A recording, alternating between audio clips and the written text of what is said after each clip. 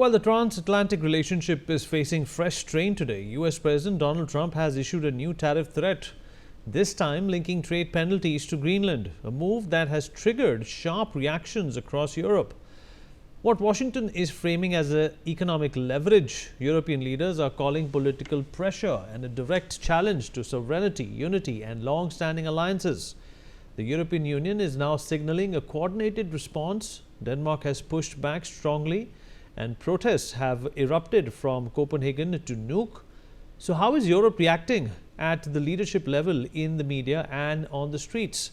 Let's find out. Hello and welcome to another episode of Deep Dive brought to you by NewsX. My name is Vineet Malhotra, and let's dive into Europe's response to Trump's tariff threat over Greenland. Well, Europe's political leadership has responded swiftly and in unison to Donald Trump's tariff threat linked to Greenland. The European Union has made it clear that any move triggering or targeting a member state or its territory will be treated as a matter of collective concern, not a bilateral dispute. Brussels has signaled that Europe is prepared to respond in a coordinated manner, stressing unity and shared economic interests. Denmark, at the center of the controversy, has firmly rejected the use of economic pressure over Greenland. Danish leaders have reiterated that Greenland's status is not negotiable and have underscored the principle of sovereignty. Support for Denmark has come from across Europe and other regions as well. Leaders from multiple countries have criticized the tariff threat, warning against the use of trade as a political weapon and cautioning that such actions risk undermining trust between long-standing allies.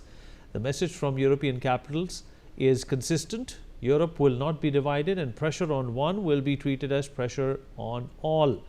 But while Europe's leaders have spoken with one voice, the continent's media has gone a step further, questioning the intent behind the tariff threat itself.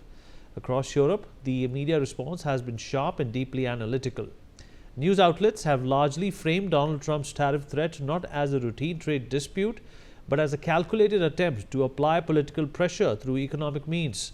Several European publications have described the move as an effort to test European unity, warning that targeting Greenland through tariffs could be aimed at dividing member states and weakening collective resistance. Greenland itself has emerged as the central focus of this coverage. European media has highlighted the island's strategic importance and questioned why trade threats are being linked to territorial and political issues rather than economic concerns alone. Another key theme dominating coverage is the potential strain on transatlantic ties. Commentators have raised concerns about the use of tariffs against allies, particularly at a time when cooperation within NATO is seen as critical. The overarching media narrative across Europe is clear. This is not just about tariffs, but about leverage, influence, and the future shape of relations between Europe and the United States. And beyond leaders and headlines, the reaction has also spilled onto the streets, with public protests reflecting growing unease over external pressure on Europe. The reaction to the tariff threat has not been limited to political corridors or newspaper columns. Across Europe, public sentiment has also begun to surface, most visibly on the streets of Denmark and Greenland. In Copenhagen, protesters gathered to voice opposition to what they see as economic pressure being used to influence political and territorial matters. Demonstrators expressed solidarity with Greenland and rejected the idea that trade threats could be tied to sovereignty. In Nuuk, Greenland's capital, protests reflected a more direct response. Residents and activists pushed back against external pressure, emphasizing Greenland's right to determine its own future without economic coercion. These demonstrations underscore a broader public concern that tariffs are being used not simply as trade tools but as instruments of political influence. From city squares to public discourses, the message from ordinary Europeans mirrors that of their leaders. Decisions about territory and autonomy should not be shaped by economic threats.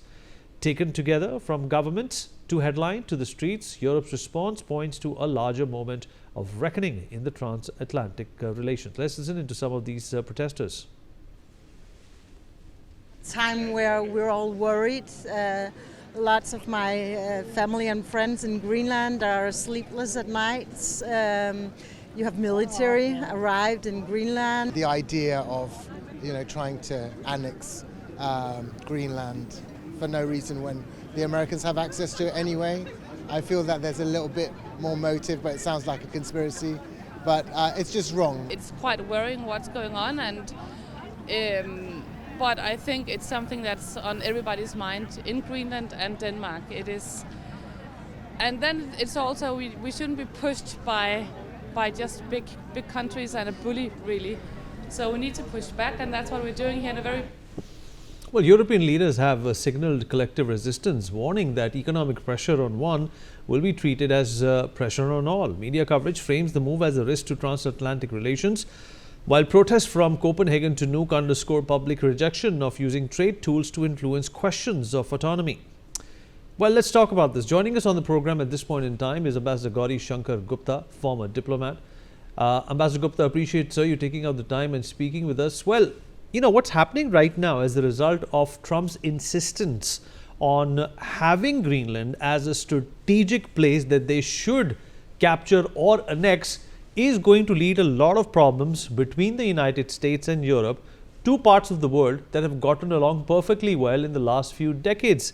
How is this likely to reshape the global power balance in terms of the Americans exerting tariffs now to get what they want? Good evening to everyone. First of all, let me tell you very clearly that President Trump has no respect for the United Nations, for the international law, and for the international community. He is taking decisions arbitrarily as he deems fit in the interest of the United States or in his personal interest. This has been the tendency of his decision-making process ever since he became President of the United Nations this tenure. Now, Greenland, he has been actually talking about this since June last year. And he very clearly told that Greenland will be taken over by US because it's in the strategic interest of US and also in the strategic interest of the NATO countries. Now he's talking about the defensive dome to be constructed, and that dome can be constructed with the help or with the use of territory at Greenland. Now this raises multiple questions. Firstly, how can you acquire a foreign territory without the consent of the people concerned? Neither the people in Greenland nor the current owner of Greenland, that is Denmark, are slightly interested or least interested in giving up the sovereignty to United States of America. Now this is a big question. Obviously, they have also European Union people have also sent symbolic troops to the Greenland to say that yes, we are all part of it, and if US decides to invade, they will will have to face the NATO allies. The second thing which that Trump has done is levying 10% duty from February 1st on all the 6 or 7 countries which are opposing Greenland takeover by US. And he said that this duty will last till June. If no solution is found till June, then he will adopt some additional measures.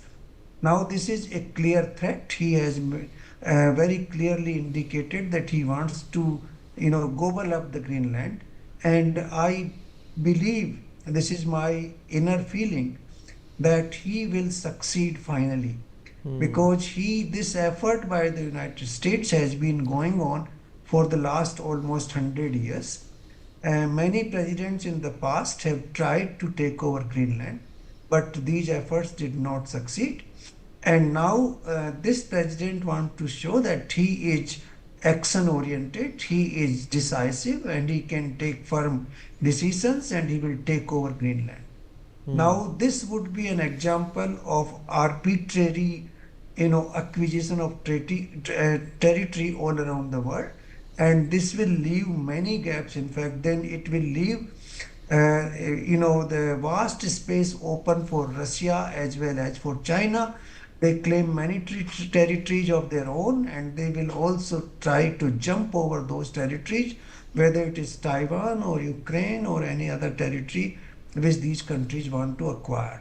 So obviously there would be lawlessness in the world, and that we will witness in the coming months if President Trump insists on continuing his his campaign for this purpose. And I believe that he will continue this campaign. He would like to tell the American people that he is decisive and he has taken over Greenland for national security.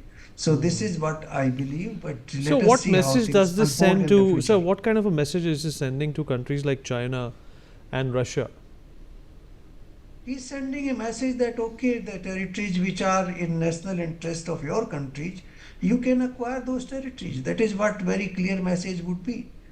So obviously the Taiwan would be the first target of China, and then there could be some other targets as well. Then you will see, the targets of Russia will also come in place. And there was a Soviet Union, and there are many countries which parted company with the ex-Soviet Union. Russia may try to integrate some of them with its own territory. So this would be a wide open anarchic system, and whoever is powerful will try to dominate. That is what will happen. And Fair then there would be no international voice of any nature to control these kind of unlawful activities. Fair enough, sir. Appreciate you joining us, sir. Thank you for those insights. We take a short break on that note. Be right back.